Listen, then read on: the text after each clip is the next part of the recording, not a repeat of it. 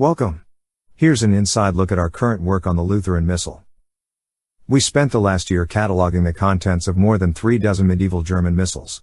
That's over 200,000 records. Now we can view this data and see how a particular element, such as a reading, was used in each missal.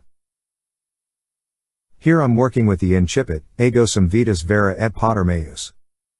In English, this is the familiar text, I am the true vine, from John chapter 15. The Brandenburg Missal contains the full text for this reading on folio 3. The reading also appears in the other missals, usually in connection with a feast day for one of the apostles.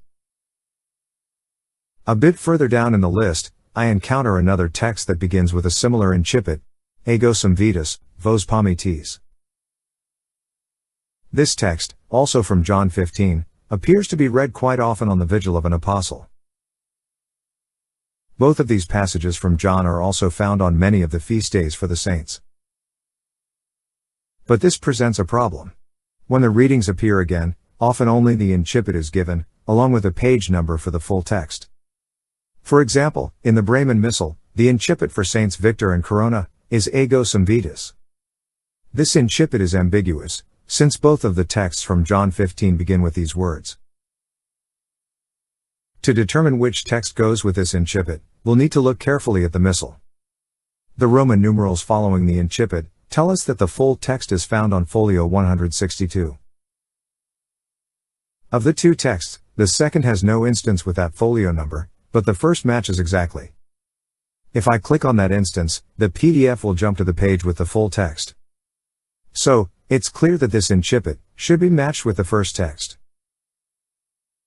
We'll look at one more. Even though this record has the same incipit, the folio number is different, 199. So, this incipit will be assigned to the second text.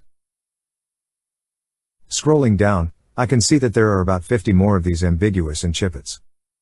It'll take some time to sort through them all, but then we'll be one step closer to knowing when each text is meant to be read. So far, we've gone through about 2/3 of the incipits, and identified about 650 unique texts. By the way, if you'd like to help with this project, send an email to my boss. esgammon@gmail.com. He's good at putting people with various skill levels to work. Incidentally, that's how I got stuck reading this script. But there is plenty to do on the Missal project, and the work is very rewarding. In closing, I would like to say, God bless. But I'm not sure a computer is allowed to say that. So, instead, I'll just say, thanks for watching.